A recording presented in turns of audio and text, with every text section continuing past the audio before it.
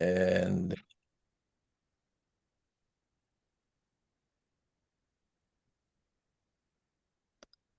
good morning, all. Uh, Welcome to the ERCST webinar this morning. And the topic of the discussion today is on the 2040 target. We entitled it the EU climate turning point. This is it's not on Chatham House rules. It's an open discussion today, and we're waiting for people to stream in. We're also we'll give it a few moments till about I think 10:03, something like that. So another couple of minutes for people to stream in, and we'll start. The way we'll run this webinar this morning is that we're not sure if Krzysztof Bolesta, who's the state secretary in Poland, can join us because he's in the parliament. So he's trying to join, but he's not sure if this is possible. And then we will have a discussion with our panelists, Daniele Agostini from Enel, Axel Eggert from Eurofair, Holger Losch from BDI, and Georg Zachman from Bruegel. So bear with us for another 1 or 2 minutes to make sure that people are joining us.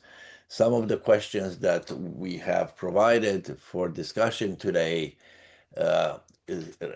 will focus on what should be the legislative framework in order to be able to implement the 90% target, whether the 2040 target of 90% strike the right balance between ambition and feasibility.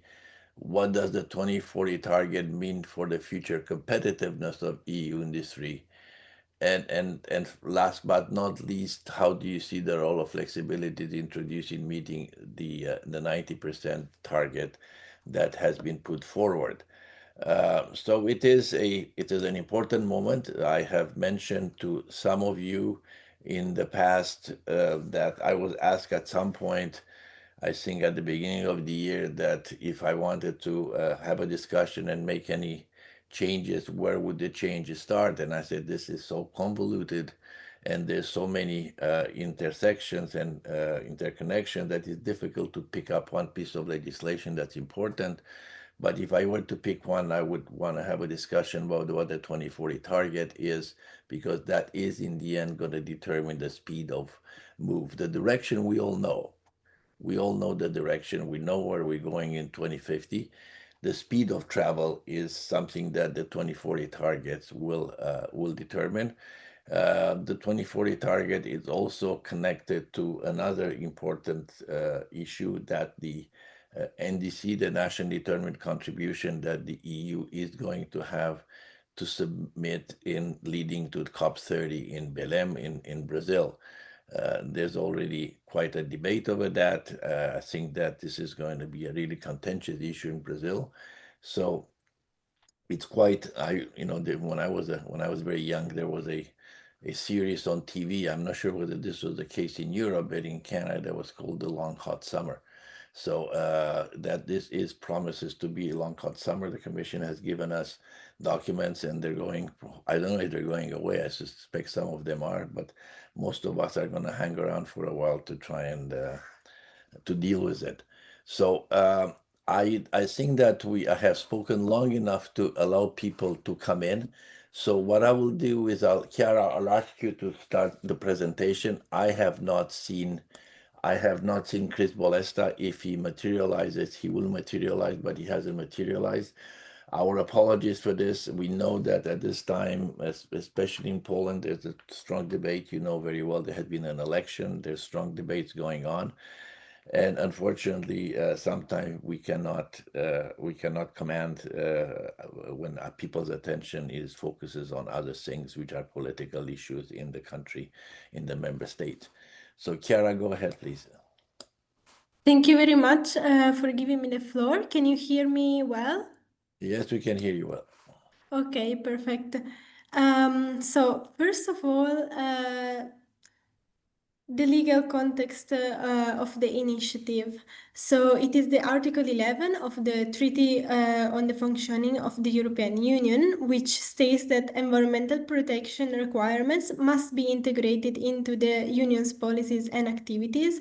And the 2040 climate target responds also to the legal requirement under the European climate law, which calls on the European Commission to make a legislative proposal for a union-wide 2040 climate target within 6 months of the global stocktake of the Paris Agreement. And the European climate law also ensures the EU commitment to become climate neutral by 2050 in law, providing a clear direction of travel to the transition and reduce net GHG emissions by at least 55% in 2030 compared to 1990. So on July 2nd, the European Commission presented its official proposal for a 2040 climate target. And the proposed target is a 90% net reduction in GHG emissions compared to 1990 levels, backed by scientific advice, impact assessment, and the carbon budget analysis. The 2040 climate target is also linked to other EU initiatives such as the Competitiveness Compass and the Clean Industrial Deal, and it will contribute to the European Union 2025 update of its national determined contribution under the Paris Agreement. So the 2040 climate target highlights some flexibilities in achieving the final target and recognize that all zero and low carbon energy solutions are necessary. And notably, the document also establishes that the post-2030 policy architecture must be founded on cost effectiveness and also technology neutrality, which was a principle that normally was absent from the original European climate law. Among these flexibilities, there is a role for permanent carbon removals. The future architecture will include incentives to build a business case for domestic carbon removals in the framework of the EU ETS revision in 2026. And then the proposal sees also international credits playing a more constrained role, limited to 3% of the 90% target, available only after 2036. And they are explicitly excluded from use for compliance within the EU ETS. And then there are also some cross-sector flexibilities. So, according to ERCST, the key issues to be considered that we also highlighted in our recent publication are that the objective is to decarbonize and not to deindustrialize.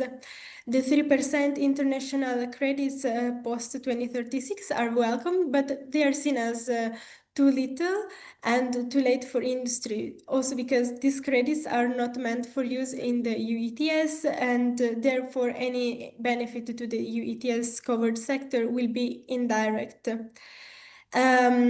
Also restricting CDR application to specific economic sectors lacks economic justifications, and allowing these CDR credits to offset emissions from any source would enable market forces to identify the most cost-effective pathways.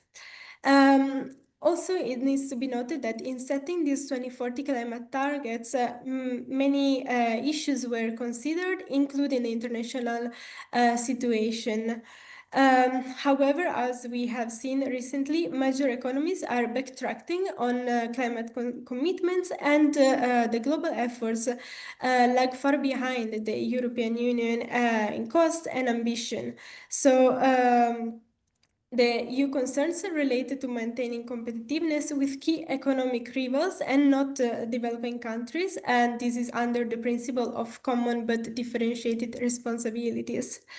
Also, when it comes to the impact assessment, impacts outside the European Union are not mentioned, and this needs to be factored in when we make decisions, because it may affect some key instruments like the carbon border adjustment mechanism.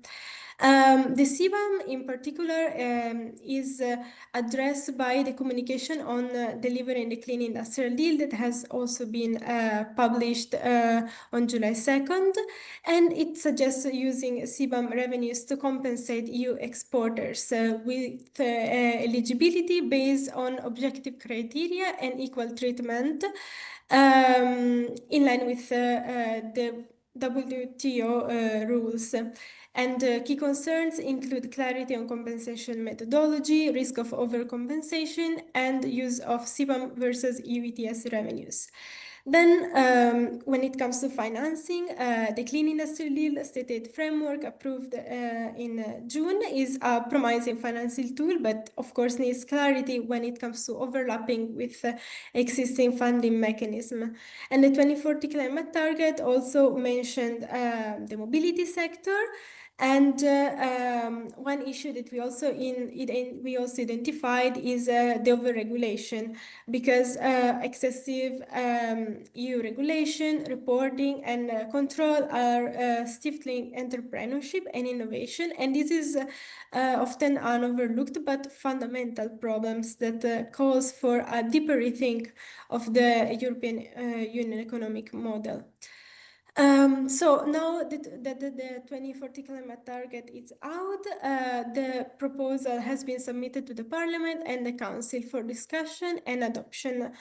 The Parliament will discuss the Commission proposals. It seems that it's going to discuss it today, and the Danish presidency has the 2040 climate targets among the top priorities, and is going to be discussed when the Environmental Council will meet. The European Union has also to finalize its NDC, which needs to be submitted in September ahead of COP30 in Brazil. And while the EU NDC is formally adopted by the Council, its process is closely related to the adoption of this 2040 climate target. Therefore, what is going to happen in the next month is going to be key in seeing also the outcome of this NDC. Thank you very much for your attention, and I give back the floor to Andre. Okay. Well, listen, a couple of things. First of all, we know that this is a provocative statement, but I think that we are not in a necessarily excellent economic situation. So looking at some fundamental ways that we do business in Europe, and I don't talk about business, but we conduct our affairs. It's something that's important to look at. We are betting a lot on everybody following, and that we have tried that in Copenhagen. It really did work very well in the Copenhagen COP. So this is another offering from the EU.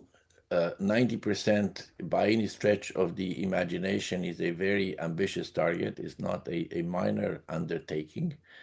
And it's something that we need to think very seriously about. It's not about, again, I repeat, not about the direction of travel, but about the speed of travel. We regard, and we have this very long name that I always apologize for, the sustainable transition.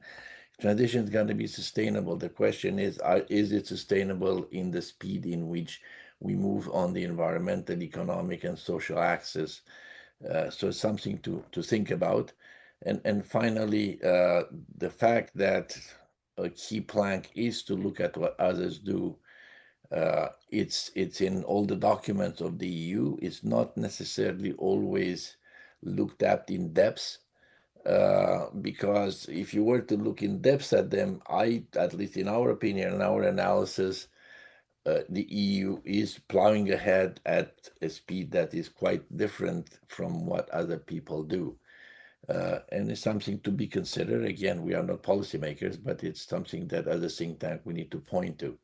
So I'd like to start by, since Holger will be with us till 11. I'd like to invite Holger first, and then Joachim will stay with us after that, and then we'll go into the order that is in the agenda. Daniele, Axel, and Georg Zachman, who will also join us. So first, I would pass it on now to Holger. Please, Holger, go ahead. Yeah, thank you, Andre, and thank you for being up so early to discuss with us. Well, I'd like to deliver a few points. But first of all, I would like to quote a sentence out of the coalition treaty, the recent German coalition treaty, which says basically we would like to become climate neutral but stay competitive. And I would add now we need to get resilient and secure as well. And I think this is now the change we all have to envision. So we are coming from a 10 years decade where it was all about the first part of this triptychon. It was about getting climate neutral, and this was the political focus. And I would say that, and thank you for this brilliant analysis, Andre and your team. You have made it very clear that there is a lot of rhetoric which points towards acknowledging this change. But on the other hand, there are a lot of conditionalities and barriers and small details which still point to another direction. And I think my first takeaway is that there will be a lot of hard political debate over the next months, weeks and months to come. So, well, the question, does this new approach, this new 2040 target, have the right balance between ambition and feasibility, or between climate neutrality and competitiveness? I'm not sure. I think that cutting emissions by 90% by 2040 needs to substantially accelerate the decarbonization pace, about threefold. So we need to go 3 times as fast as we've gone over the last decades. And we need to electrify. We need a whole fleet of low carbon and zero carbon technologies, e-fuels, carbon capture and storage, removals, technological and nature-based.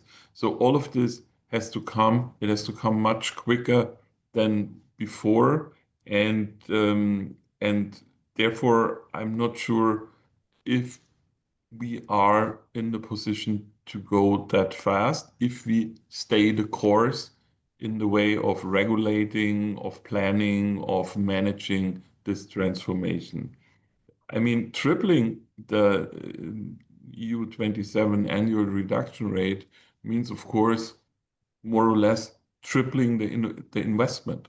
And as we in BDI, in our studies, in our four studies since 2018 have always made clear, it's all about investments. So billions of investments necessary by millions of people, institutions, companies, countries, and whomever to do the right thing at the right pace, in the right time, in the right place. But these investments only come if there is a business case. And this is something we've seen over the years, that this was quite clearly lacking. So if there is not sufficient business opportunities, business cases, we will not be able to realize this massive acceleration of CO2 reduction rate. So as I hope is that so the general acknowledgement that there is need to change the approach is there. I hope that we will see a time now where the EU Commission and the member states and the Parliament and civil society and the business community will go into a deeper discussion what needs to change further and which barriers and so on have to be taken away. Because we have to compete with some others.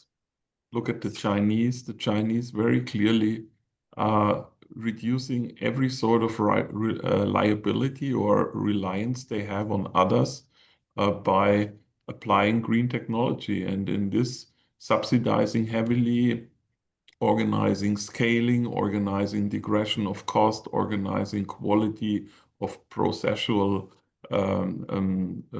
automation and so on. And in the end, overtaking us and in terms of technology and efficiency and so on.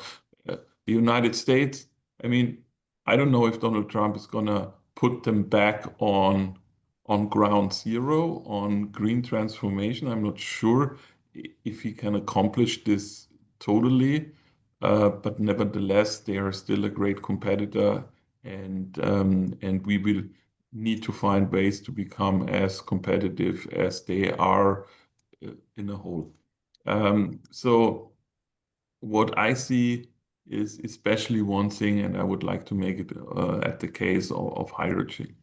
I mean, there has been long reluctance in Europe to talk about anything else than an all direct electrifying society.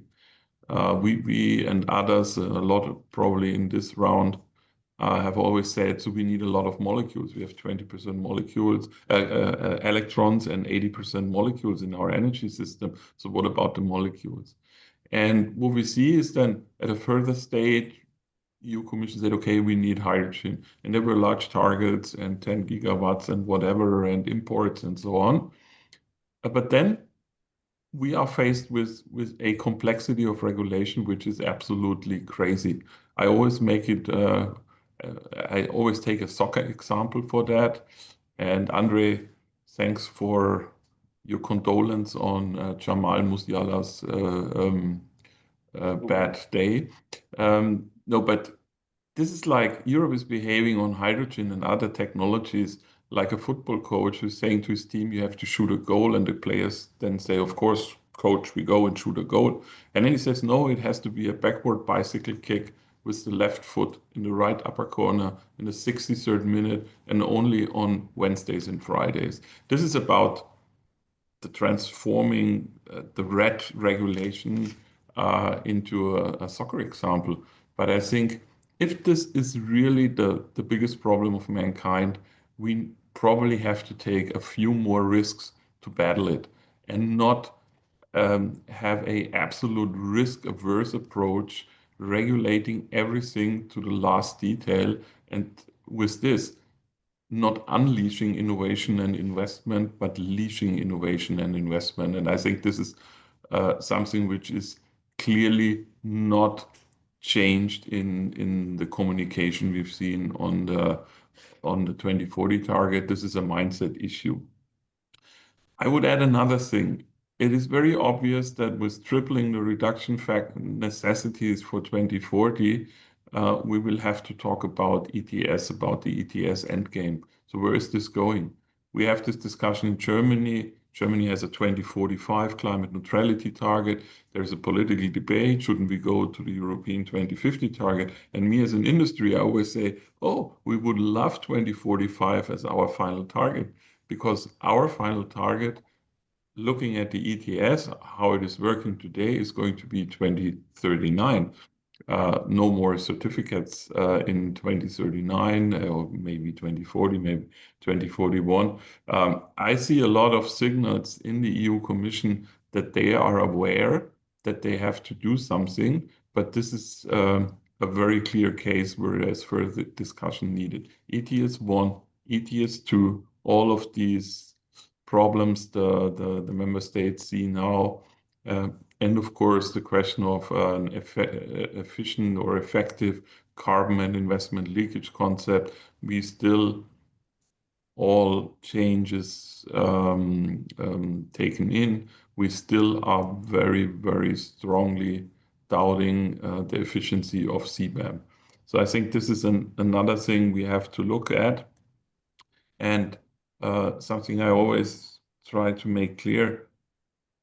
So, I mean, our companies, our entrepreneurs don't have the time to have philosophical discussions about what is going to happen after 2040.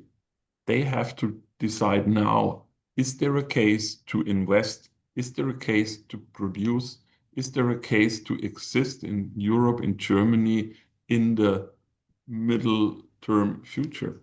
And they have to take these decisions now, the next years. So we need a lot faster clarity and security about where the way is really leading. And we can't afford, and I told this to the Commission, we can't afford a general approach towards flexibility and then a 10-year process of a absolutely enhanced quality and certification and assessment industry working on something which then in 2035 maybe is there. I'm exaggerating, but our companies are in a terribly nervous mood, and we should take away this nervosity and give them a bit more of clarity where the way really goes. Last word on international credits. I think there is clarity in the Commission that they need to provide flexibility. But when I look at what is in the paper now, and of course, we all have to analyze this a bit more into detail. And thanks again, Marco, for your team already having started this process. But I mean, by saying we need flexibility and then putting on paper what they put on paper, with Article 6, where Europe had raised a hell of complexity in the COP discussions over the last years. And then finally we had in Baku an agreement. And then now saying, okay, Article 6, yeah, maybe, but not for the EU ETS, and everything else being extremely difficult and very, very, how would I say, it's timid. It's a timid approach. On the other hand, we know that we probably need a more bold approach to go there. I understand the dilemma that you don't want to kill the general target, but I would end. I mean, if you don't get the balance between competitiveness and climate neutrality and what is relatively new, resilience and security, if we don't get this done, we will not see a transformation happening anyway. We probably will see the idea of a transformation politically fading away. And this is something I think we all cannot afford, but I think this would happen if we don't get this much better and much more balanced now. Thanks. Thanks, Holger. 80-20, Daniele? 80 molecules, 20 electrons. There you go. I think that's a wonderful proportion. No, thank you, Andre and team, for setting it up, and thank you, Holger, for your initial thoughts, which raised a number of very, very important and interesting issues. Again, I speak here as head of energy and climate in Enel, but I do have roles also in IETA and in Eurelectric. So where do we see this target? I mean, of course, it's a challenge for sure. It's a complex challenge, and as such, of course, we like to say that what we think we can do our share as electric sector, and I think that's both on Enel's side and on Eurelectric. You can see that with official statements. Is it going to be easy? No. But Andre, you started. Is this target too high? The question is, we need a high target because the context calls for it. But not only the climate context, and maybe the weakness of this regulation is that it's just called climate, but also the wider energy context, what's happening at the geopolitical level, where we're getting our energy from. So the question here is, we increased our climate ambition during the peak of the energy crisis, which tells us something. So again, the driver for us is not only climate, but most of all, security of supply. There's an issue of air quality, circular economy. Now, this is not just rhetoric. This is to say that how can we achieve this target? We need to achieve it by speeding up the transformation in terms of how we align these policies. And I think this is starting to happen, asking questions on how these policies interact and how we can have synergies. So that's very important. In the power sector, of course, it's a different story. are not going to go over it. We have the technologies. The money was available, because I want to say there was a period where a lot of finance was available, call it ESG, call it climate. Now it's sort of migrated over to AI and to other things, because they could not find the right regulatory context that would enable those investments. So that finance can come back. There is finance at the global level. We just have to align and get the speed of the context transformation going. And I think you said there are social issues, but social issues can be tackled. Now, again, so I think from the private sector, energy, electric perspective, we can do our share. Of course, we need a change in the regulation and in the infrastructure. We're not going to go into, what other sectors can do. And, can this 90% be sustainable, as Holger, you were saying? We are engaging very intensely with the private sector. We've been engaging, in the Antwerp dialogue discussions. We're still doing that. People often say, well, you don't have problems because you don't have carbon leakage. We do have carbon leakage, because if we lose our clients, it's a problem. We lose our business.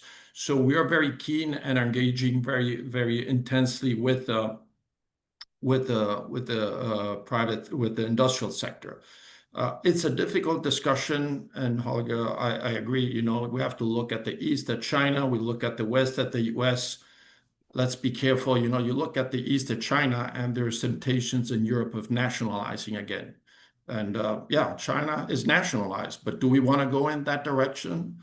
You start with nationalizing the electricity sector by taking out market dynamics and telling, how much price, what electricity price utilities should charge, which is what happens in China. But next thing you know, you're going to have, governments deciding how much steel should cost and should be paid by customers. So I think it's a very delicate balance. Let's remember that we went into free, market economics for a reason, and we may want to stay there. And if we look at the West, a year ago, we were all here discussing how IRA was such a great thing and Europe was falling behind. And now, we have Trump. So let's look East and West, learn from them, but then find the European solution, because I would say in terms of, again, the 90% target, we want to keep the European way of doing things. That's what I say. And I think this way of working on demand, on making sure that if other people don't play by our rules, then we shield them off. I think it's a good way of doing it. My third message on this 90% is, Holger, you were saying the business plan, and I completely agree with you. We have targets, but we do not have a clear plan. I have very high expectations by this sort of renewed governance that is mentioned in the Affordable Energy Action Plan. They call it this investment plan. I mean, we need to know where the money is coming from over the next 10 years, what kind of leverage we're going to have from governments in terms of public funding. It's a good sign. We have the Decarbonization Bank, 100 billion. Okay, where is this 100 billion coming from, and within what time frame? Because that's what investors need to know. Big companies like Enel, we need to know how much we're going to invest in Europe and how much we're going to invest abroad, just like a lot of the players that, Holger, you were mentioning.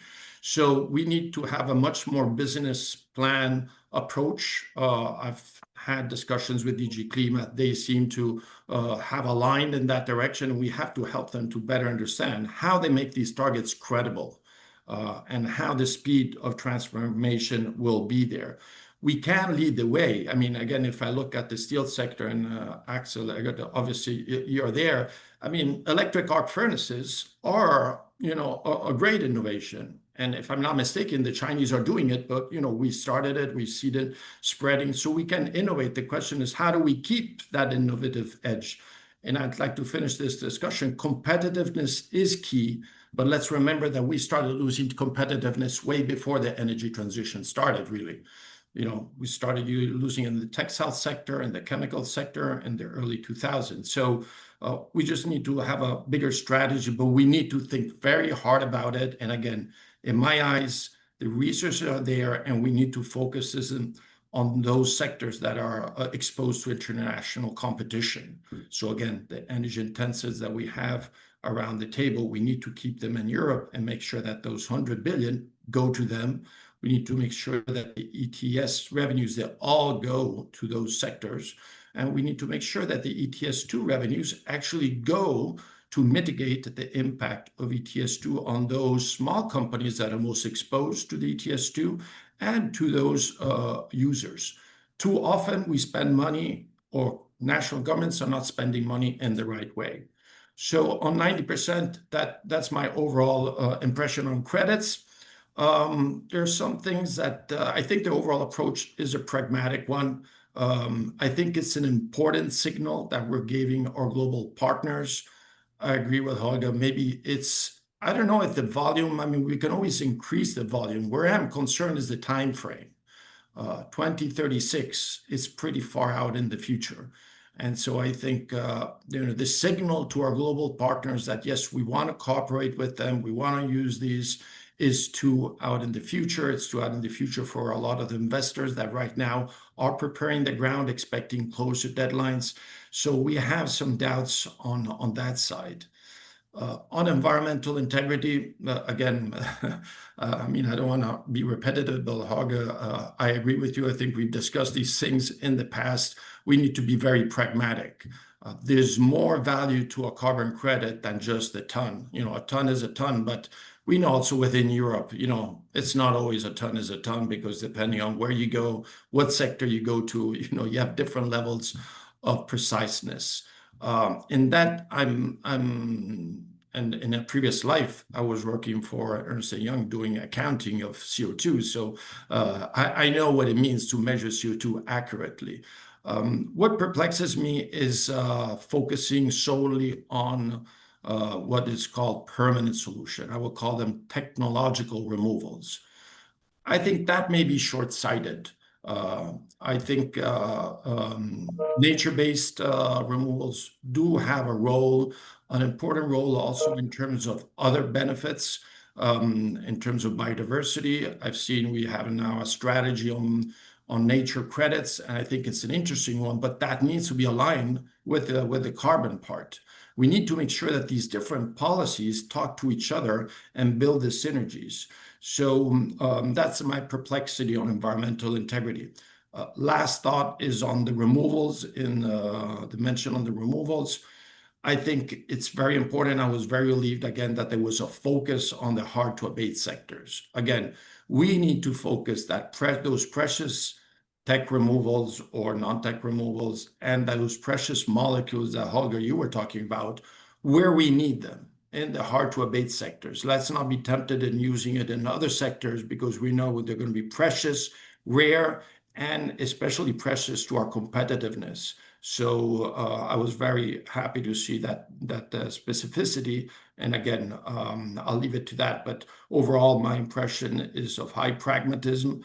On the other hand, we do need, as we're saying, a business plan, and I'm very much looking forward to the revised governance regulation, which, by the words of the Commission and the Affordable Energy Plan, should be an investment plan format that should give us more certainty over how they're going to be supporting our investments. Thank you. Thanks, Daniele. Georg, welcome. And Axel is next. Christoph Bolesta seems to be in the parliament under a lot of pressure with all ministers, president, etc., etc. So he sent his regrets. There's not much I can do about that. Axel? Yeah, Marco, thanks a lot, and good morning, everyone. A very interesting discussion. The 90% target, in my view, is unrealistic. I must, however, also be clear that the steel industry sticks to the carbon neutrality objective for 2050. But this approach, in our view, is unrealistic because we will have to reduce emissions in the EU from around about 3 billion tons to 500 million tons in just 15 years. I would say that if we as an industry would have the enabling conditions We probably could do that, but how do you want to almost entirely decarbonize 150 million households in just 15 years? I do not know how my mother, who is a pensioner, would now finance in 15 years heat pump, solar panels, or electric vehicle or insulation. I just do not see that in this time frame. And I believe that the impact assessment of last year requires urgently a reality check on this. We have to be realistic because we are risking our democratic landscape. That is really at risk. I believe we have now a few years to fix this, and we should do that. So for the European steel industry, what does that mean? We are probably the front runner within energy intensive industry in terms of decarbonization projects. We have almost 100 industrial scale projects. Many of those are currently either delayed or stopped altogether because we today do not have a business case, which of course has also to do with the current situation where we have extremely low demand in the EU steel market because our customer base, the manufacturing industry, such as automotive construction, are still in a depression. And we lost 30 million tons in the EU steel market in just 6 years. That is the value of more than 30 billion euros, which we lost every year. So this is a huge challenge. The high energy prices is a challenge, and massive global access capacity driven by China, but not any more only by China. But China is leading here to conquer not only the basic materials, global markets, but also the entire value chain connected to that. So from steel to cars, for example.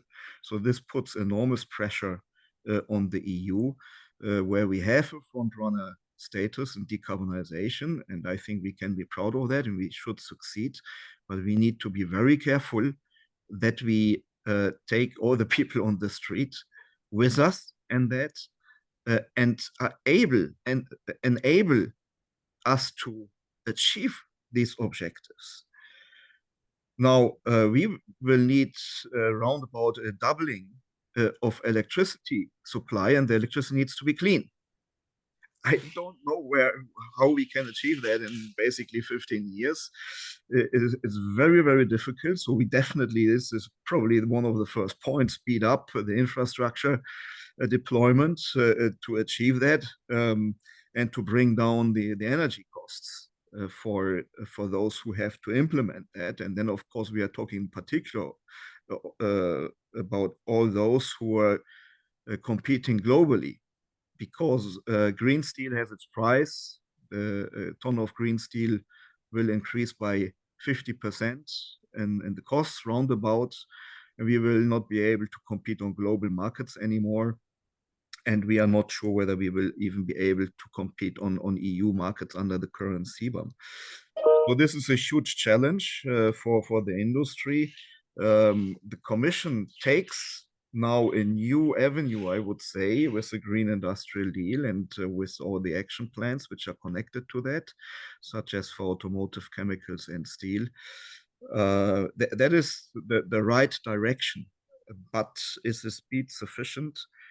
We do not yet see that for the Steel and Metals Action Plan. All the key elements are in there, but the measures which so far have been taken are not going in that direction which would be needed.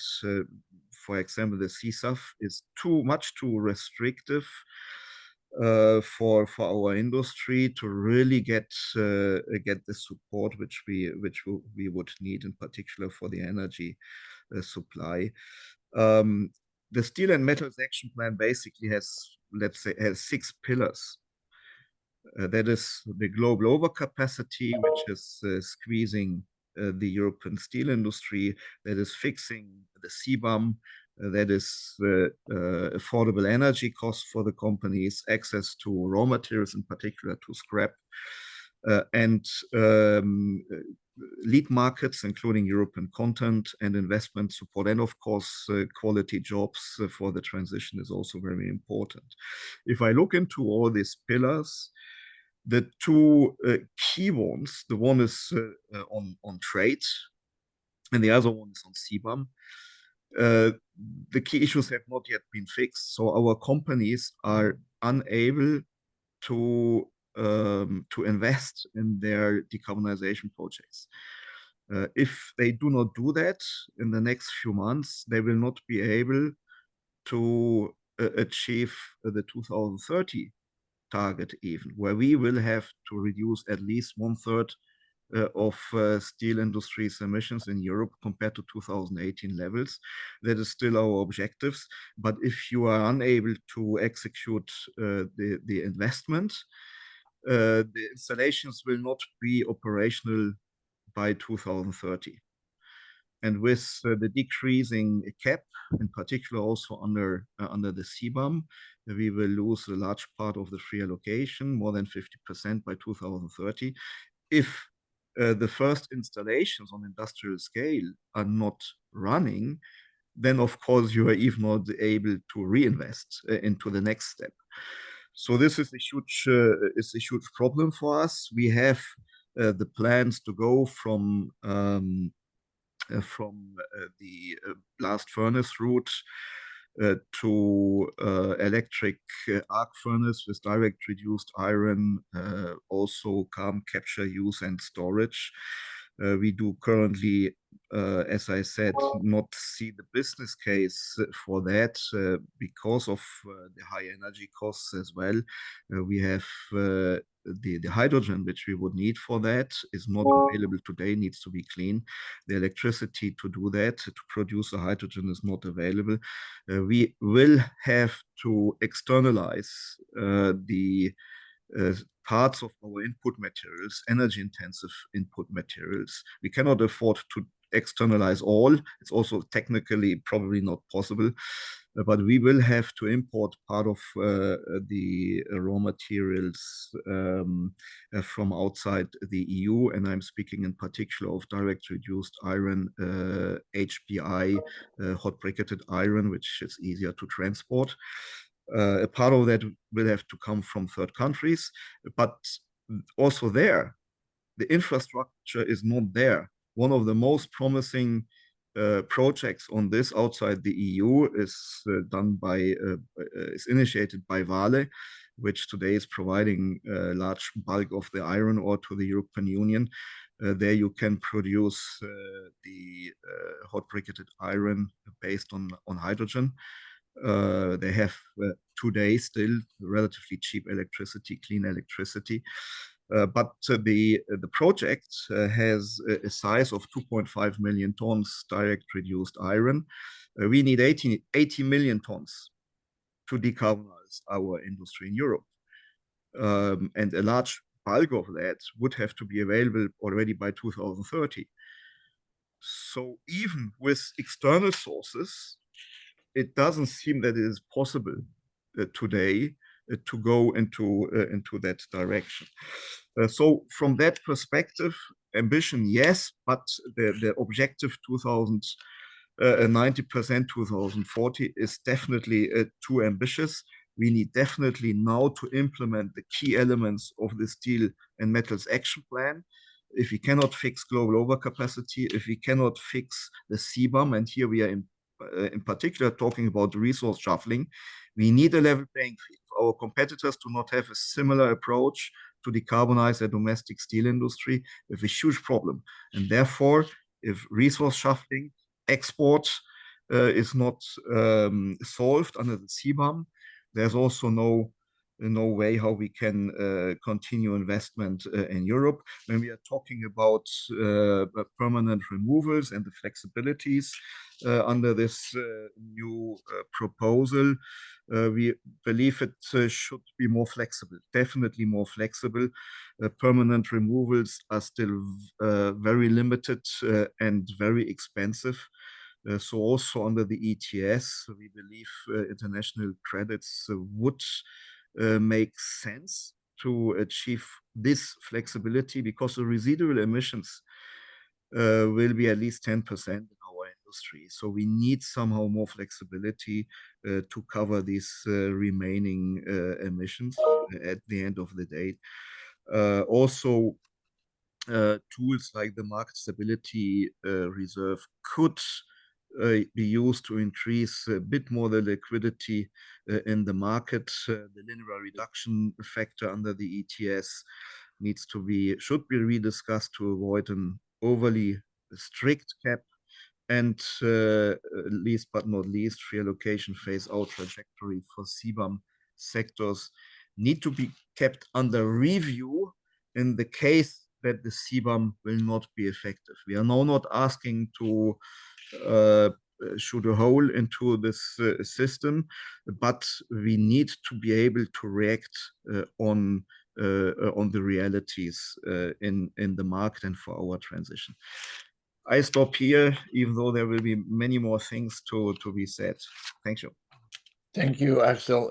Jörg, you and your colleagues have done a lot of thinking on this, and no doubt you have also focused on the document that I've issued and have things in mind about the debate that will be coming. And I think I'm writing some conclusions here that I will make at the end of the initial remarks, but one of them is, this is a heck of an important debate, and we're making a decision between now and September or something. Is this wise? But Jörg, go ahead, please. Yeah, hi.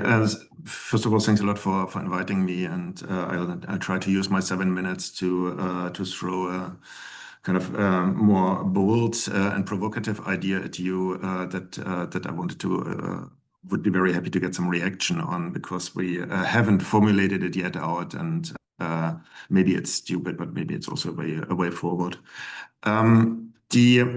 The general starting point for us is, and it's more on flexibilities, my thoughts, is that if we kind of speed up decarbonization by a few percentage points, we as Europe, we might delay global warming by a few months. So the question for how we can deal with decarbonization is not only what European emissions are about, but how we can use our climate policy domestically to catalyze emission reductions in other parts of the world.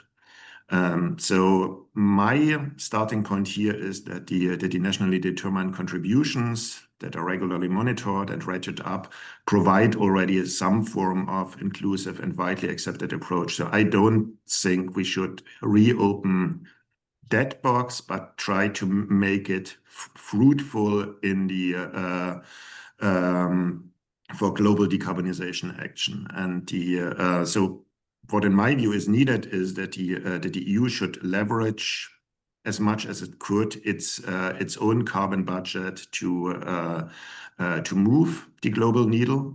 In the past, that was easier because we had a lot of carbon budget that we were able to kind of tighten, and that might have brought us some ratcheting up by the others. But with decreasing own carbon budget, and this leverage that we have in international negotiations is getting smaller and smaller. We can still bring to the table technology advances, policy innovation, ETS, and some climate finance.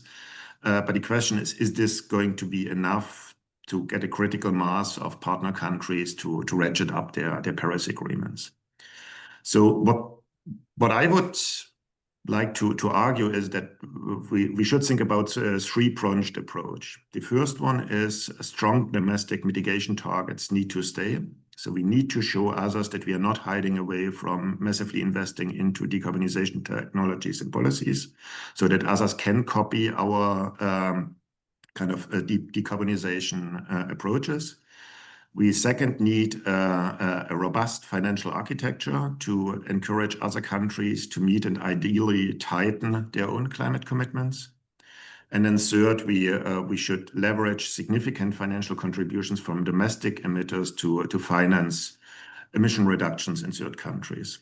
So what's the first element? Maybe something like 80-20. So arguing that we go for an 80% domestic target of emission reductions, that would still mean that we speed up decarbonization from -32% in 2020 to 2030 to -56% in 2030 to 2040. So it's still significant, an 80% target in Europe. It will require significant investments. But then on top of that, 20% of emission reductions that are essentially bought from other parts of the world. The second element would be to set up a form of a carbon buyers club. So here the idea is that Europe, together with other like-minded countries, and I mean the hope would be that you get not only buy-in from Japan and South Korea and Canada, but maybe even China or others. And so that's the really hard part, is to institutionalize a way in which Article 6 international emission trading is being robustified, to give an institutional framework to not buy any credits or any things that are very difficult to measure and ensure additionality, but actually buy shares in other countries' NDCs, so that everything that Europe buys is less emission in another part of the world, and setting the rules for that will of course not be trivial. And the third element is to essentially allow domestic emitters in Europe with very high abatement cost to finance some of these foreign emission reductions. So essentially, they are the ones that would buy that because public budgets would not be able to do so. The big question is a bit how do you value foreign allowances in that? And what we thought about is that you want essentially something that reflects the stringency of the seller country's NDC. That is not easy to determine, but I think solutions can be found on that. And then you see how much emission allowances they sell internationally versus how much they actually reduce their emission compared to their NDC, and that gives you your allowance value. Just so if a country has a high stringency, say 100%, and you assume that for each ton of reduction in their NDC, they just sell one allowance, then the allowance value would be one. The challenge with that is we only will know when the future allowance value in 10, 20 years. So we would be thinking about setting up an institution where you could collateralize foreign allowances and then borrow domestic allowances. And the trick in the whole architecture would be that a market would develop that would try to assess what is the value of a Senegalese or Indian allowance, and that this gives kind of a better you get essentially a market assessment that then feeds back into the setting of the exchange rate. And there, based on this architecture, you would kind of converge towards some form of international emission trading that is built on European companies not engaging in the last 10% of emission reductions, but trying to buy that externally. One can now have 20 bells and whistles attached to it. You can say, okay, every European company needs to buy 5 tons of foreign emission reduction for 1 ton domestic emission reduction if the cost of foreign emission reduction is significantly lower, in order to kind of leverage what we are doing. But I think you get the general idea that we should not be solely focused on what we do domestically. If we do something internationally, however, we should not focus on individual units that kind of plant a tree in one country and cut down a tree in another country and have no additionality. So we need to focus on stuff that that really safeguards additionality. And in my view, building that on the Paris architecture is the best starting point that we still have, because there's not much else there that we can quickly deploy.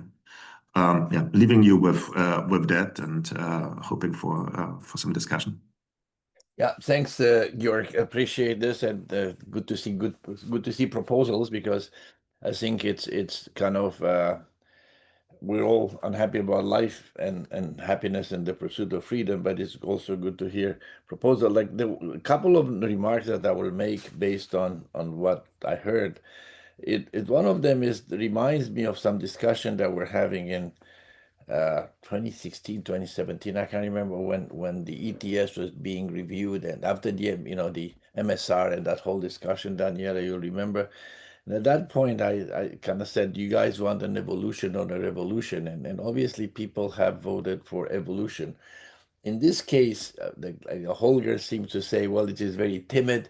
So the question is the same: are we in the time of evolution? And obviously, the services, big institutions like the European institution are relatively conservative bodies, and they will move in a evolutionary rather than revolutionary way.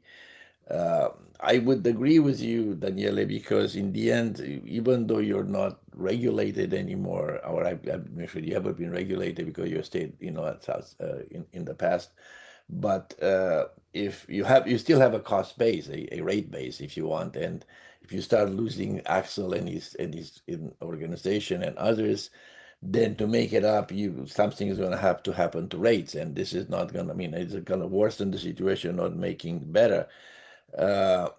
Now, you talked also about market economy, and I think the fundamental question that we have, and again, Bruegel is a much bigger think tank than we are, and have a lot more expertise than we have in macroeconomics. But speaking to Clemens, Fust, and others, I question was how much of a market economy really is it anymore, because it seems not to be that market economy anymore. The next thing is somebody mentioned something about investment. And investment is not necessarily a zero-sum game, but there is an investment where it's a consumption. And talking to people, I'm in Canada. I told some of you, very proud father. Now I managed to convince my son to get married after many years. But the question I was, I had all kind of people here at the wedding and say, well, are the Europeans really going to give up on consumption and not go to Ibiza in summer in order to buy a couple of boilers? I mean, that's. I'm just telling you what people said. There were people having a good time, but they kind of asked the question. The energy cost versus infrastructure. Interesting that you mentioned non-technical removals and nature-based solutions. I remember I had my former boss was the COO of Ontario Hydro, and always kind of said, man, I mean, this is all about nature-based solution, because really the cost of nature-based solution compared to anything else is just astounding. Now, one other thing is, are we doing, I think you talked about how can we put in place policies that will transmit into the rest of the world. And I remember we were talking to people at State Department when they still had a team, and how do we put in place the transmission belt? What is the transmission belt? The only transmission belt we have right now is CBAM and money, and I'm not sure that either of them is going to do the trick. But it's an issue that will need to be discussed. Now, we've heard different views, and obviously Georg and Daniele are militating that this is the right way, at least the way I understand it, paraphrase, it's the right way. These targets need to be ambitious, needs to be high in order to speed up decarbonization. We really have no other way than to do it that way. The Chinese are doing it because they also kind of look at themselves and say, well, we're very vulnerable when it comes to energy, so we better change our energy matrix and so on, but they're doing it in their own way. I will invite some of the people that are on the panel here, just if you want to react to what others have said, but then I'm also inviting those that are in the attendee list to raise their little electronic arm and kind of signal that they want to come in and intervene on the conversation. Again, we do regret the fact that we could not have Christoph Bolesta, but sometimes political development in one's country take precedent over other things. But I'd like to, if anybody, if Axel or Joachim want to react to what Daniele and Georg have said. And so Axel, you have your hand up first, but again, I'm inviting people on the virtual list here to raise their hand and intervene. Axel, please. Yeah, thanks, Marco, Andrei. Yeah, I think Georg, you made some interesting comments, which of course one would have to elaborate. The key issue you said is that we need somehow to find ways to incentivize global emission reductions, which today is not happening in a way and in a manner as would be required to achieve our global climate change objectives. When we are speaking about China, Andrei, you just mentioned, they are still installing more coal-based power plants than renewable capacity, as far as I know. So it's a two-sided sword. Maybe not, but they are still not in the mood to significantly reduce, for example, the emissions from energy-intensive industries. They haven't reduced any significant capacity of blast furnace.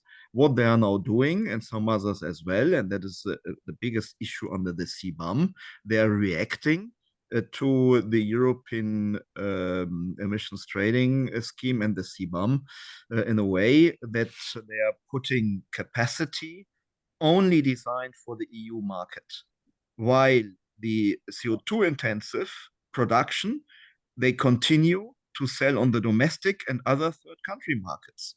So by that, they're doing, first of all, nothing for the climate. They're only wiping out European producers. That is what is happening, and you can see it in the media. They are saying it openly.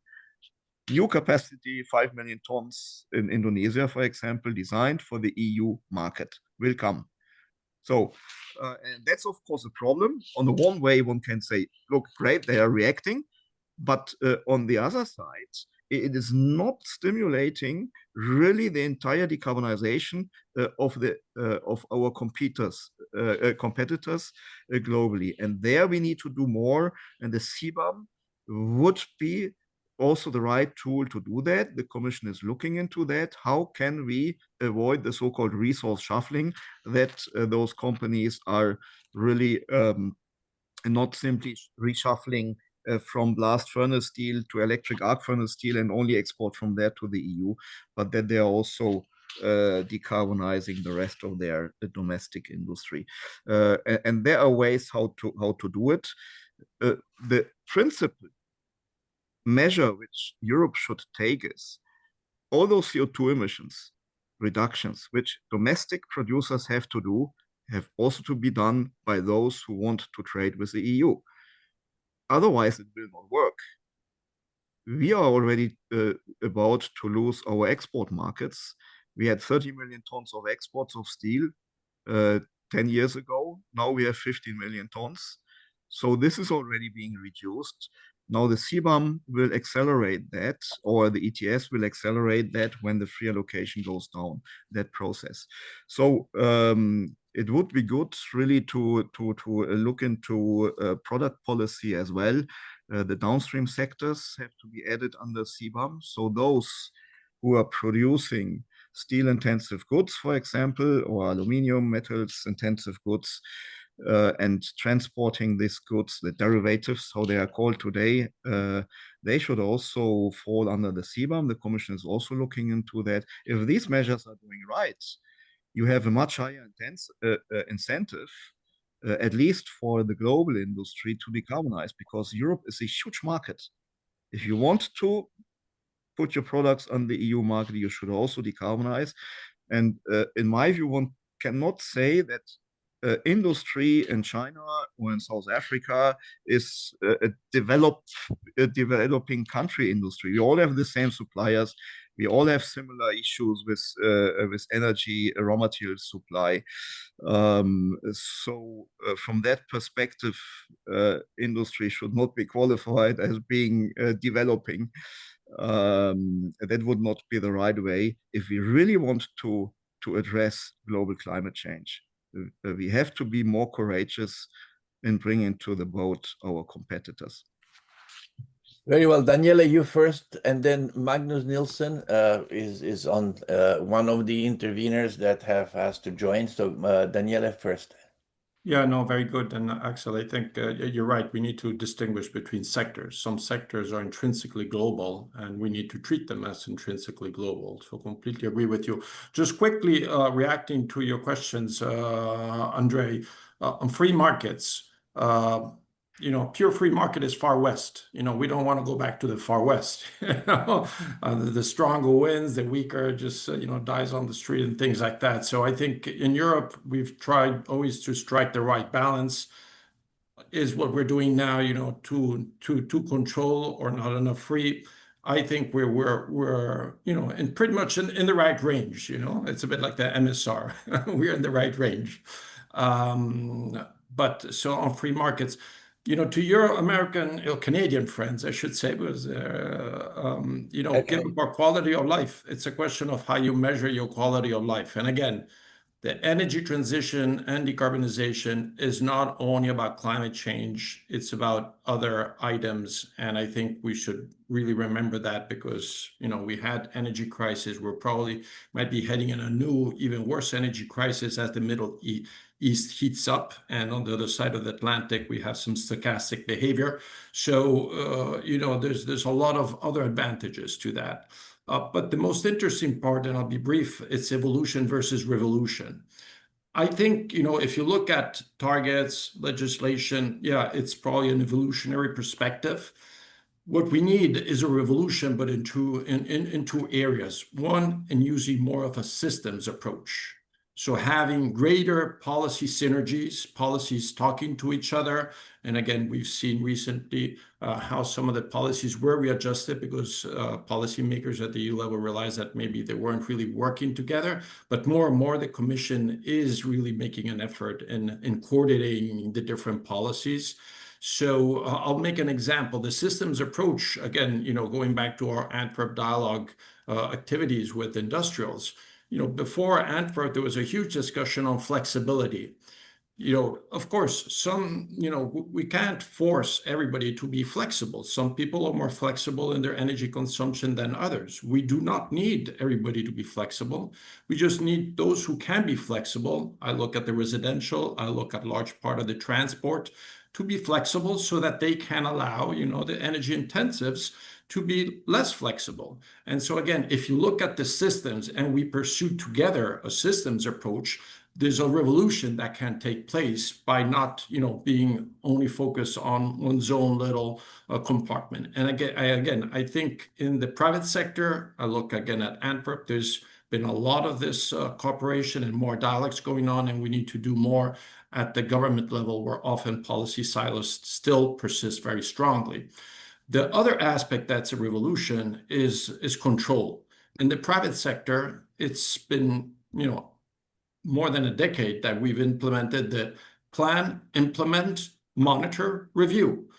Still in the policy sector, we plan, we give a target, maybe we implement some policies, but very rarely we monitor their effectiveness and review and change them. I think, again, the European Commission has done some really good progress on that with the climate energy governance. But if we look at those plans, the review and the monitoring from member states is very, very poor. They like to plan, they like to spend, but they don't like to see how they spent the money and adjusting. So I think we need to introduce that, and that'll finish by, going back to what Axel was saying, CBAM was planned, was implemented. We do need to monitor it very closely, those cases that we're saying, and review it. But for that, we have the roundtable of Andre Marcu and his team. So, hey, we can do that. But I'll leave it to that. So there's space for a revolution, Andre. You just need to pursue it in the right areas. Daniele, I am for today limited to asking questions, but there will be another place and another time where we can debate. But thank you very much for that. Magnus, you want to introduce yourself briefly, but let's try and make it short in such a way that we can have a longer conversation, others to join as well. Thank you very much. I'm from Sweden. I'm an independent climate policy analyst and then consultant. And you get a bit pessimistic about the future of Europe when you listen to this panel. It seems like no one sees any opportunities in a strict regulation. And like the representative of Eurofair, you seem to worry only about the laggards, not about the front runners. They are dependent on a high price of allowances and a tough climate policy. Otherwise, they cannot survive. And there are huge investments now under threat if EU doesn't comply with previous promises. So I also want to ask, if you don't support a strong 2040 target, do you ask for a retreat from the 2050 target? If we do that, we have to step down from the Paris Agreement. And if we stick to the 2050 target, we have to be ambitious 2040. Otherwise, we cannot comply with it. And I also want to question the function of the credits. What do they really stand for? If you invest in windmills in some country out there, you'll get credits. But how can you measure the impact on the net CO2 emissions from that? If you think you can you answer how much has the investment in windmills in Europe reduced the carbon dioxide emissions? They have done a lot of good, but you cannot monitor it and measure it in a sincere way. So investing in other countries is very good, but turning it into credit and replacing really monitored and verified emission reductions in Europe is simply not serious in my mind. Thank you. Magnus, thank you very much for that. Rebecca? Yeah. Hello, can you hear me? Yes, we can hear you. Okay, thank you. I'm a journalist for Carbon Pulse, and I have a question on the Commission solution for CBAM experts that they proposed last week on compensating part of the export with the revenues of CBAM. Wondering if that would help with the problems that you mentioned before, and also on the spending. There's a problem, there's not enough investment, but a lot of the problem lies with the member states, it seems. So how do you think that we should ensure that the member states are spending the money on climate solutions? Thank you. I am not going to pronounce your name because I'm trying very hard. I'm sorry, you're gonna have to say it. Boccabella. Oh, sorry, Ermenegilda Boccabella. I'm the Director of Public Affairs from South Pole, and I'm obviously also excited to join both Rebecca and Chiara as the other women who are at least visible on this panel. Look, we agree with Magnus in many senses. We see the opportunity, and we think it's really important for us to be able to support the progressive the companies and of course progressive countries. A strong 2040 target, you're right, is needed to be able to hit that 2050 target, and we are setting out the parameters now, not for the industries that already exist and the technologies that exist, but we're talking about the technologies that will have to start existing and that will have to start evolving in our practices as we move towards the 2050 targets.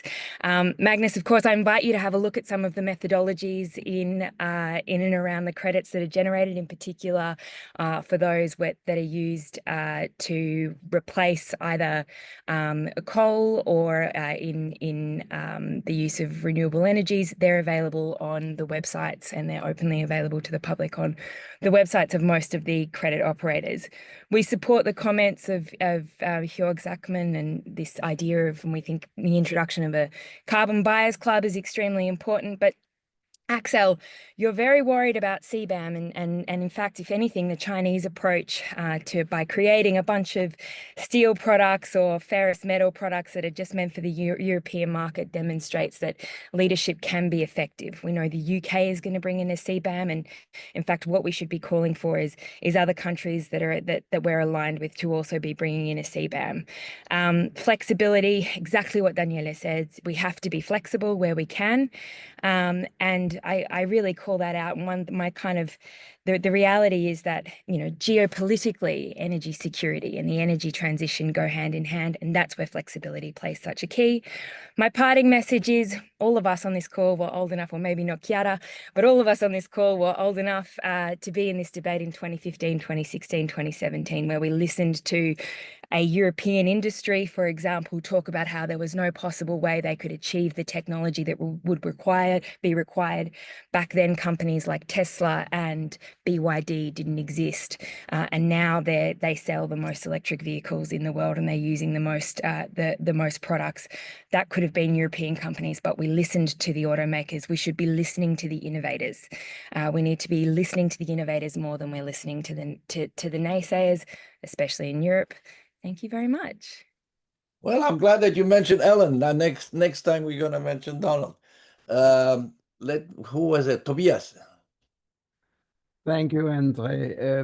So I'm with the Danish Agriculture and Food Council. And I think we must have been somewhere else if we didn't know Tobias. Thank you, Andre. So one reflection and one question really. So the reflection being that it's great to see that with this proposal the Commission values removals. I mean, it starts to go in direction where policy follows the words on that point, and that's going to be very interesting to see where we're heading. Now the question then arises on the flexibilities, and it refers to flexibilities for member states in plural between sectors.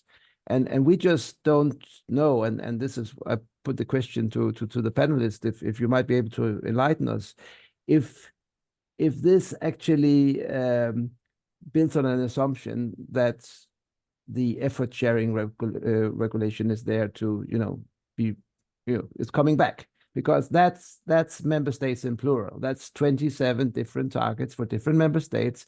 And then if you are a member state with a high target, you might want to, have some flexibility and get some credits from ETS2 or ETS1, whatever flexibility you set up, in order to fill in the gap there outside the ETS. Or is that just a very scary scenario that we should stop worrying about? Of course, I mean, just for the sake of clarity, we've been promoting a European approach instead, which would be a land sector pillar, so a joint common target for agricultural emissions outside of the ETS, which is essentially what is left. That is the land sector that is left outside ETS1 and ETS2. Well, look, I mean, I'm super happy that we have a strong debate and people being questioned. First of all, I think Daniele, if Magnus is questioning credits in general, I think that nature-based solutions probably do not come at the top of the agenda. I'm not sure whether you are questioning 2050, Axel, or you're questioning something else. The CBAM question, again, I said at the beginning, this was not Chatham House rules, this was open. I did say that, so I'm clean on that issue. So I'll go with Axel and then Joachim and anybody else that cares to join the conversation. Go ahead, Axel, please. Thanks, Andre. I try to react to Magnus and Rebecca and leave the other reactions then to the colleagues.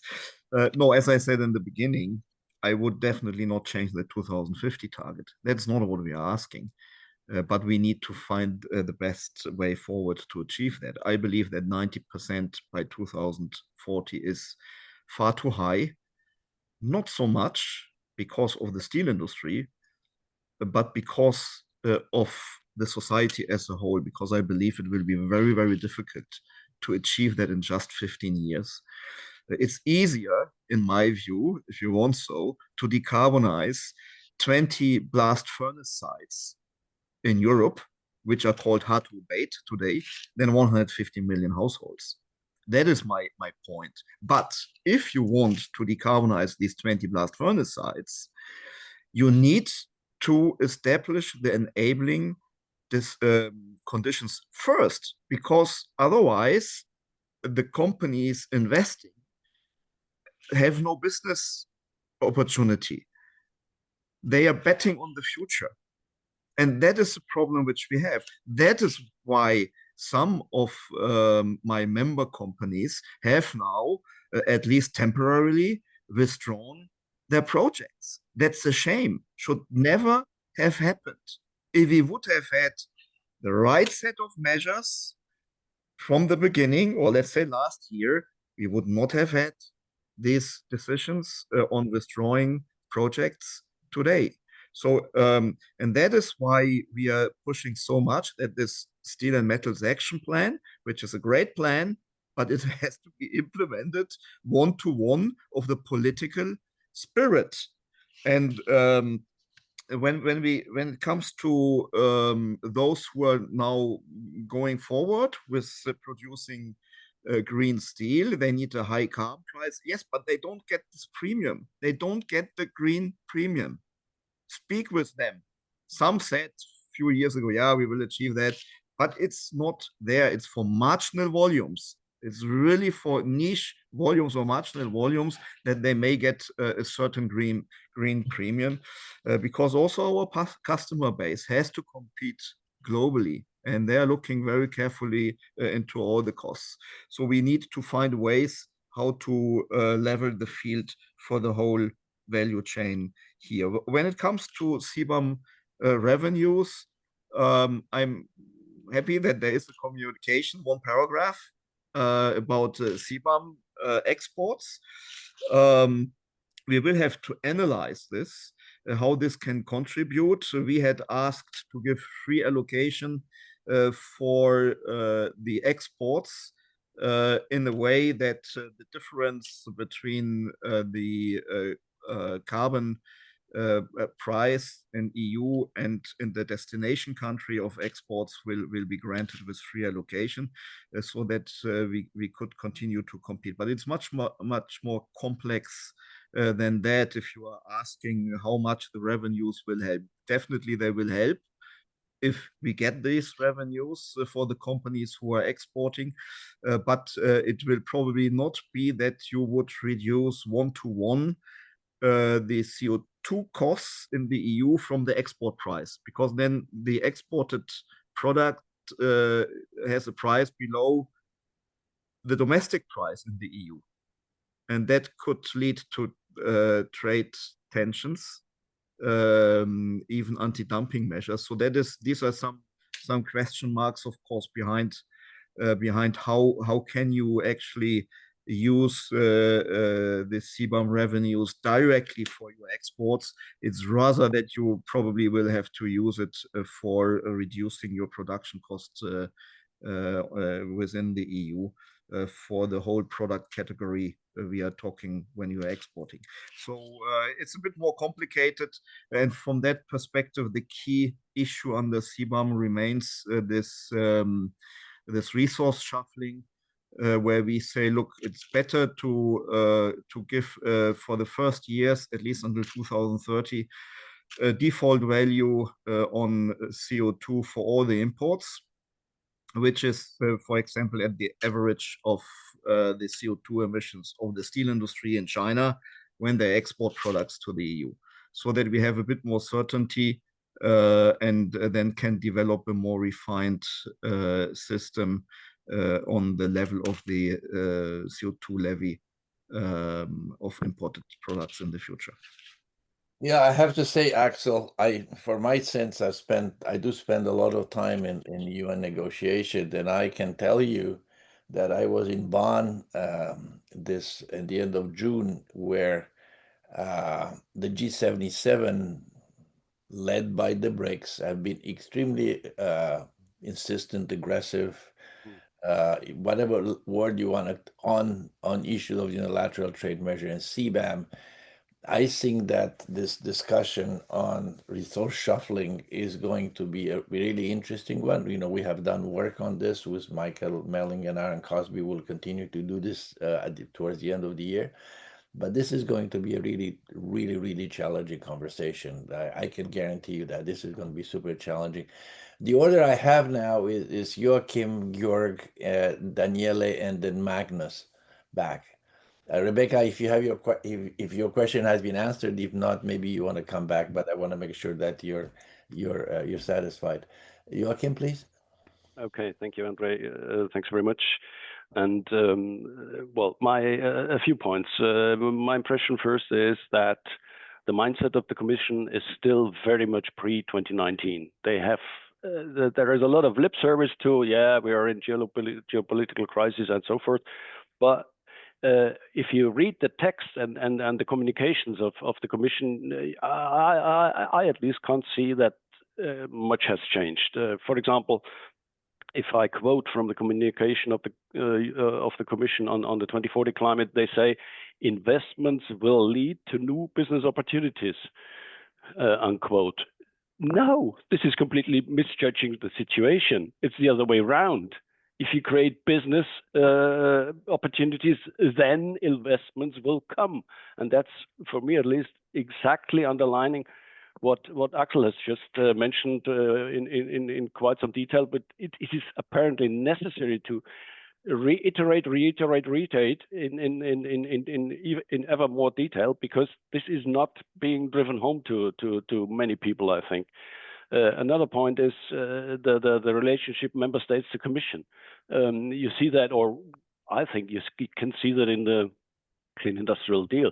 The Commission says something like, well, we do something if you let us, but member states do not let us, or not all the member states, but there is not the union. I do miss the union in all of this. There are member states battling on their own against the Commission and back and forth.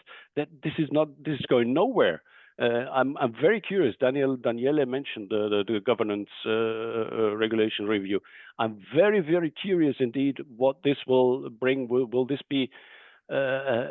It will be a chance, but will this chance be taken to sort of reform the relationship between member states and the Commission?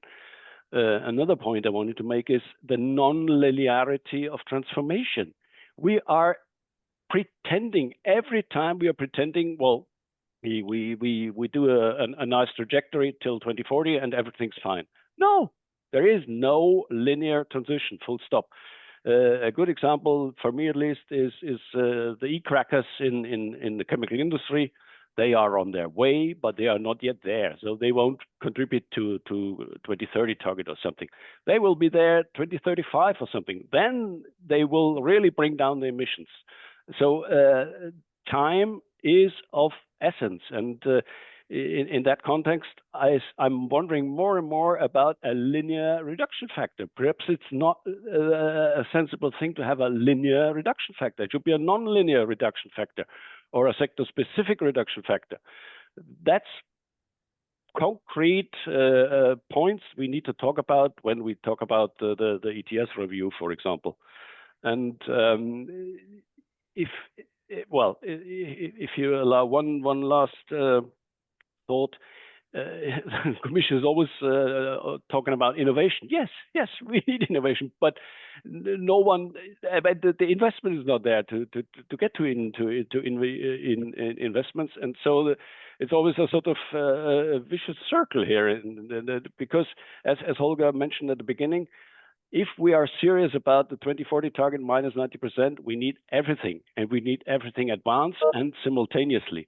And I'm not yet seeing a brave move. Yeah, indeed. If I look at the 2nd of July proposal of the Commission, which is very, very timid, very abstract, very inconcrete, and this is not going to help us anywhere. That's for the time being. Thank you. Yeah, if you want to be provocative, on the other hand, Joachim, somebody's going to say, listen, guys, you are in Rio, you're in Kyoto, you're in Copenhagen, you're in Paris. That's a linear relationship, I would say. I mean, the writing was on the wall for the last 30 years. People will argue that as well. So, I mean, if you say time I raised at the beginning the speed of transformation rather than direction of travel, but the question will be there, I think, and that you have to be prepared to answer that question as well. In my estimation, Jörg, go ahead, please. I'm curious because you are part of your Berlin and Brussels, but do you see? I mean, one thing that I'd be curious to also hear your view is, I mean, we're trying to make this very important decision, 90%, 24. It's not for the faint of heart. This is serious stuff. But we're doing it now in September while half of Germany is in Ibiza. So how is this, is this wise? But you had other things on your mind, I'm sure. Yeah, let me start out with some of the previous question. Maybe first on the steel sector. I mean, what I'm always surprised in this discussion is that it's so much about protecting the current emitting installations in Europe, and not so much about developing the clean installations in Europe that will be the future. I mean, all of the proposals that are voiced by the steel industry are kind of squeezing out more lifetime out of polluting assets, and not so much about finding a way in investing in new ones. And it would be interesting also to have Axel's comment on why these green steel projects failed and what we could have been done better to get them ahead, because that's for me the high road to decarbonizing and in broader terms. I liked a lot the comment by Joachim on that a lot of the discussion is also member states versus member states. I have the feeling it's a capital-intensive industry, and now everybody is trying to fight against each other with more and more subsidies. And I mean, we risk losing the internal market over that, be it electricity subsidies, be it indirect cost compensation, and what have you. We need to be extremely cautious not to give too much rights to the member state, in my view, to claim they are fighting China, but eventually it's Duisburg against Taranto, which is bad for both sides. Then on a second point on the agricultural sector. My sense is we currently have like 5 or so compliance instruments. So we have ETS1, ETS2, international, LULUCF, and maybe negative emissions. And some of those compliance instruments are kind of very tightly knit, like ETS1 and ETS2. For others, we have very little understanding of how the boundaries are defined, and especially for LULUCF, I think there's a huge issue. If you chop down the trees and put them into a boiler house in ETS1 or ETS2, what are you doing to the overall system? And we need to get that system tightened up in a way that we are not encouraging any stupid left pocket, right pocket shifting of emissions, but in which we essentially encourage all these sectors to do their contribution. But what I don't want to do is to put in inflexibilities into the system. So I think putting inflexibilities would just mean that there are smart people that will arbitrage options away to bring some wood still into the ETS1. But what I would want to have is a system for LULUCF that is really able to trade in fair carbon value terms with the other sectors. It is hard, but I think we need to get there relatively quickly. And the same holds, in my view, for international emissions. we can try to kind of plumber around all the ways to stop flows happening between countries, and then we have CBAM version 1, CBAM version 2, and at one moment we have one where essentially every product, and we need a whole life cycle analysis of everything, and lobbyists will come up with thousands of things, consultants and accountants are going to get rich, but that is going to be a horrible scenario for me.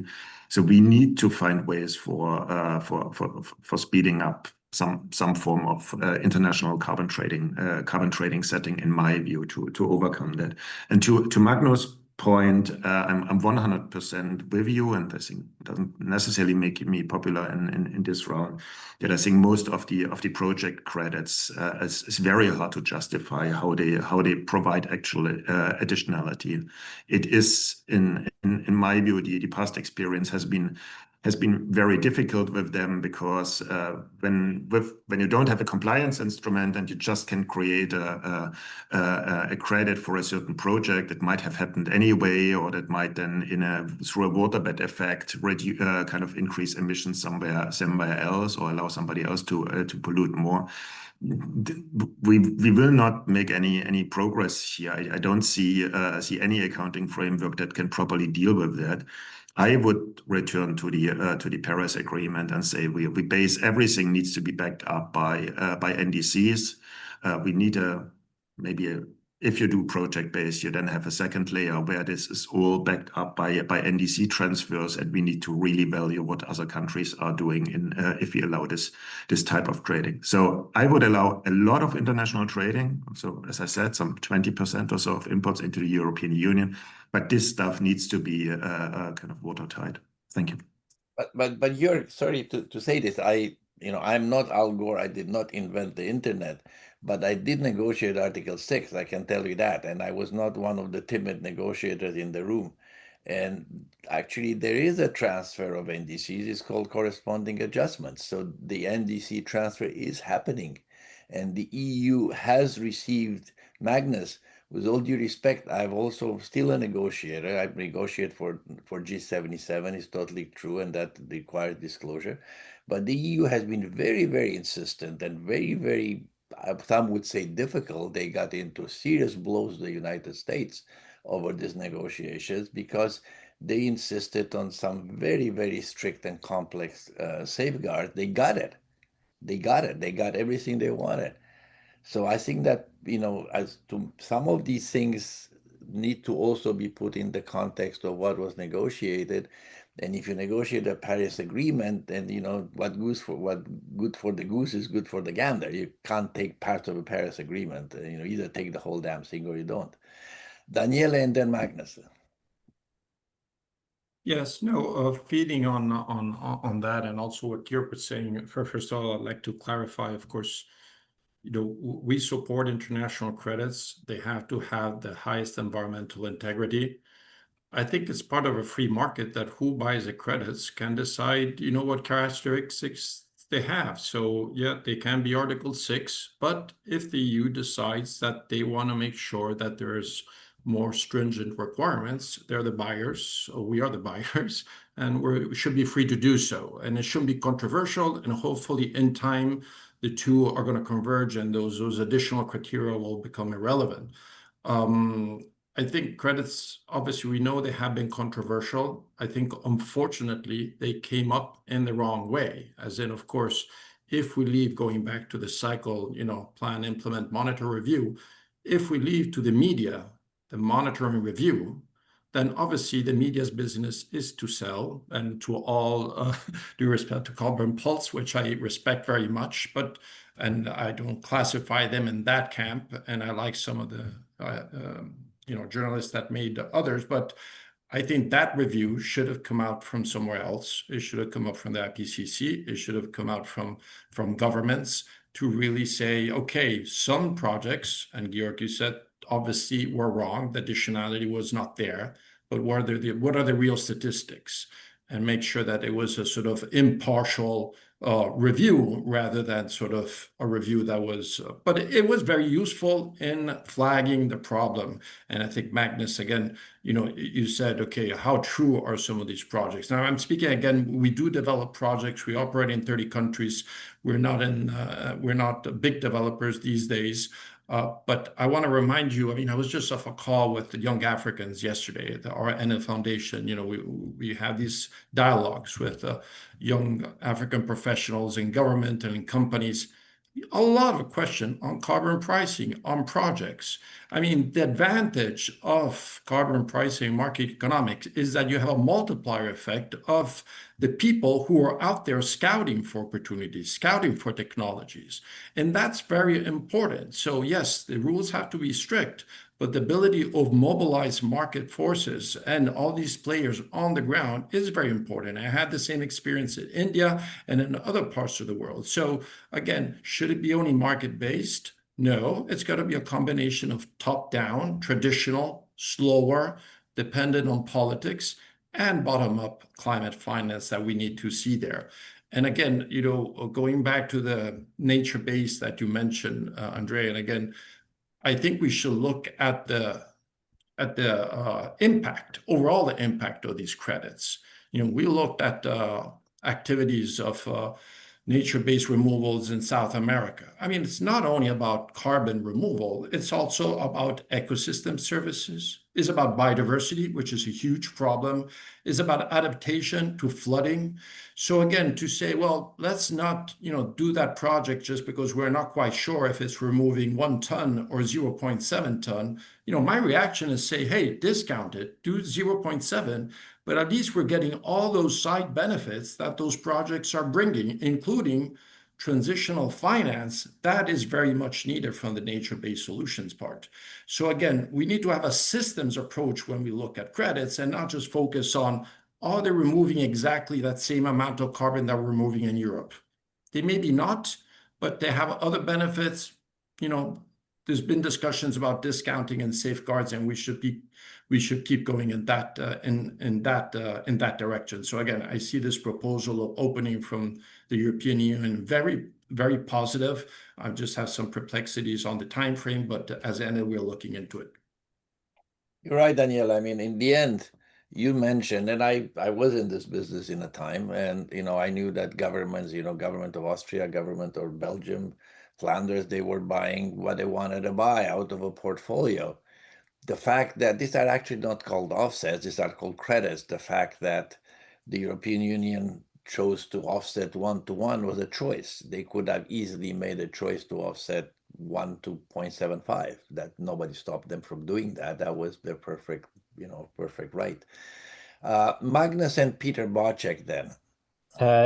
Short. Those of you who want to introduce credits and mix it with regular emission reductions, please give a figure. How much has the large investment in wind power in Europe cut the European CO2 emissions? Please give a figure on that. If you cannot, you cannot make this exercise in other countries too.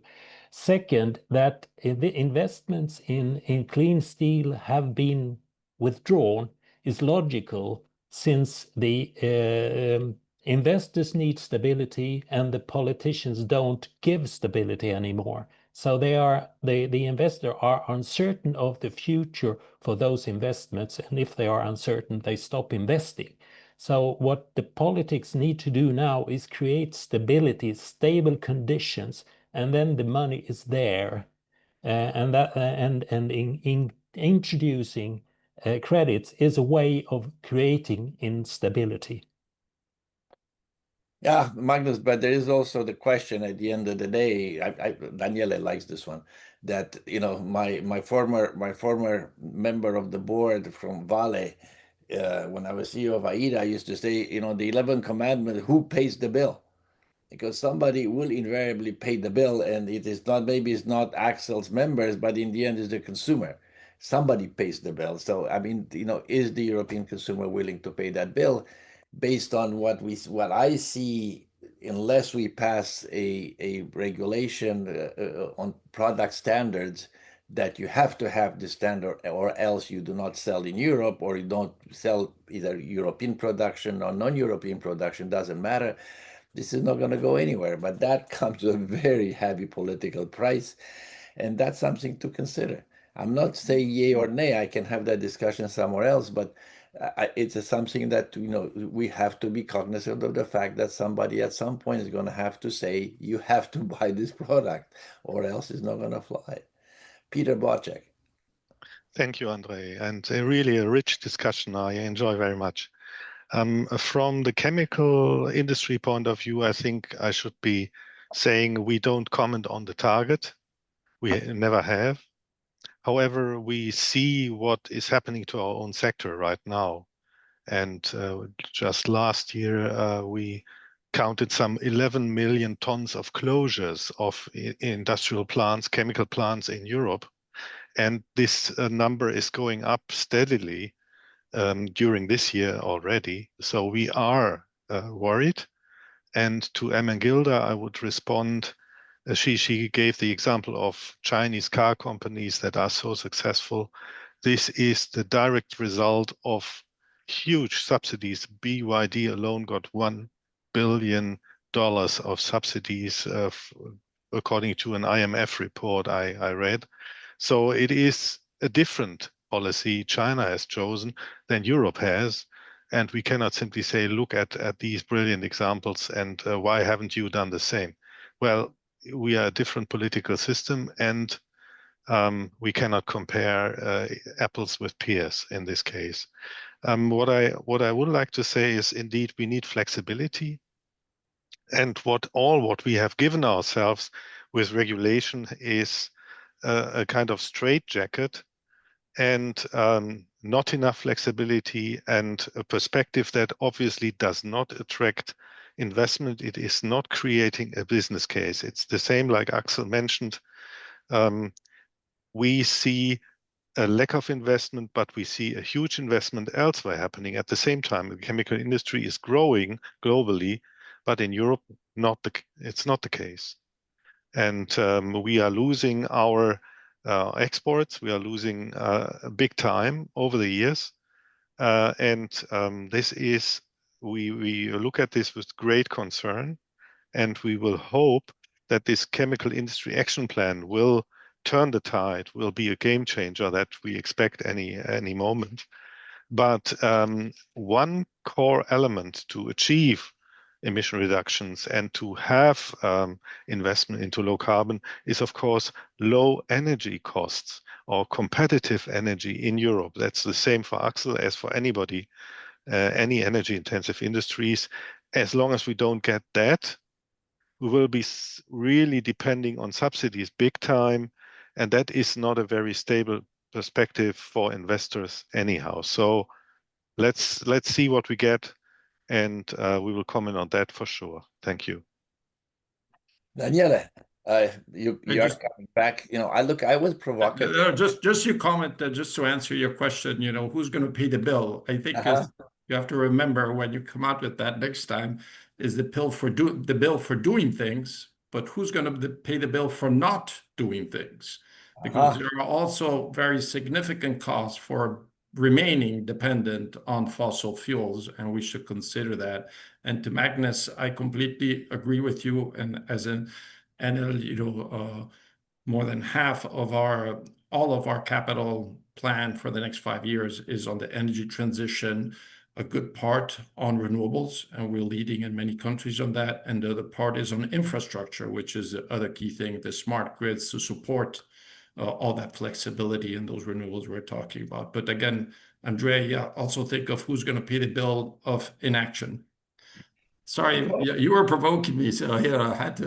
Well, I mean, it's a perfectly legitimate question. The problem is that the bill for inaction, nobody gets the bill for inaction. It's a quiet bill that has no political price. Well, the bill for action has a very clear political price, and I quoted, I quoted in this paper that we sent yesterday, said, what is to be done? What is to be done? This is the old 1902 Vladimir Ilyich Lenin political pamphlet, who said, what is to be done? So the question is, what is to, he was a very successful revolutionary, not very good implementer after that, but a great successful revolutionary. The question is, so we're going to make a revolution, but, can we implement it? And this is the question that we have, because, I mean, we're raising here questions, low energy cost. I mean, who in this group here, or anybody with 100-something people can give me a solution of having low energy prices in the next future in Europe? Because you're an electrician, I'm an electrician, and I don't know how, unless the French discover a new way of making nuclear plants cheap, I'm not quite sure how you're going to do this. I know you don't like nuclear plants, but okay. So how, there are questions that really they say, yeah, I'm going to do this. Like my son, when he was a kid, said, yes, Philip, do you want to eat spinach? He said, yes, but not right now.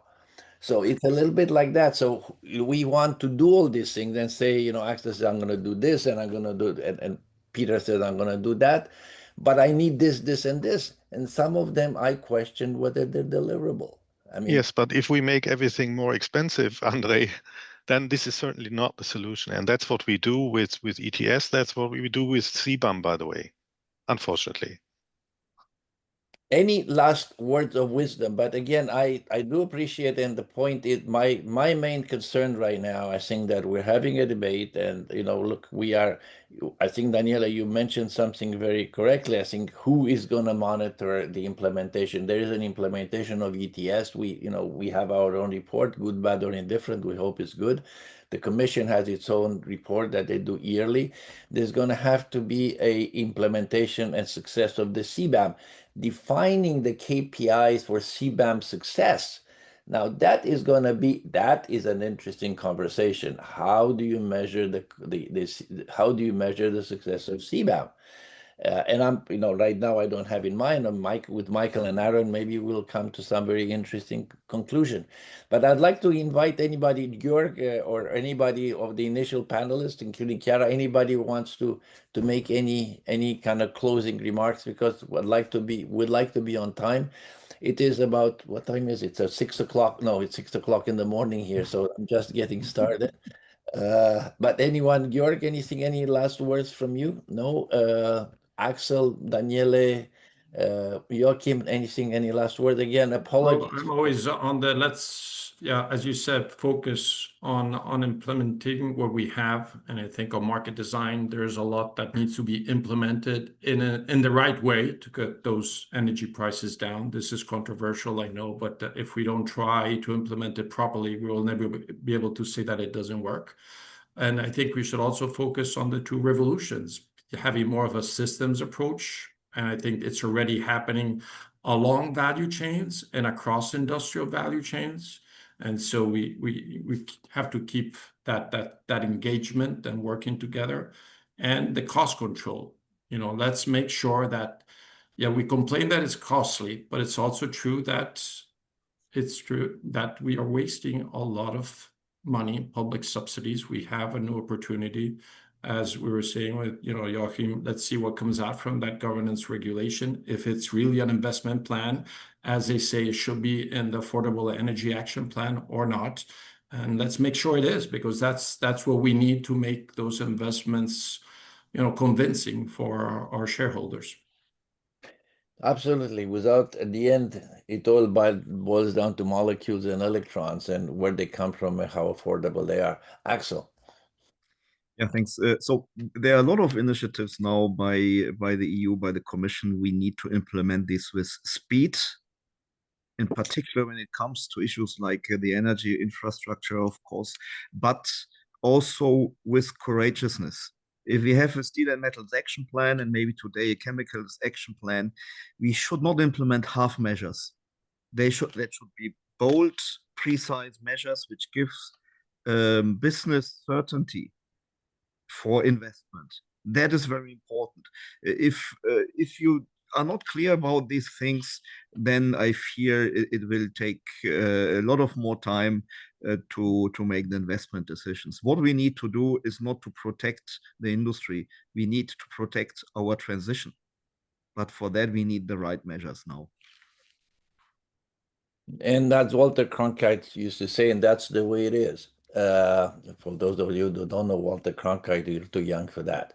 But look, my main concern, seriously speaking, I think, and I will say what I have to say, I think that we went through some historical and monumental changes with the Fit for 55 European Green Deal in the middle of COVID, and that wasn't right because that was done in not a full debate. It was a very stunted debate.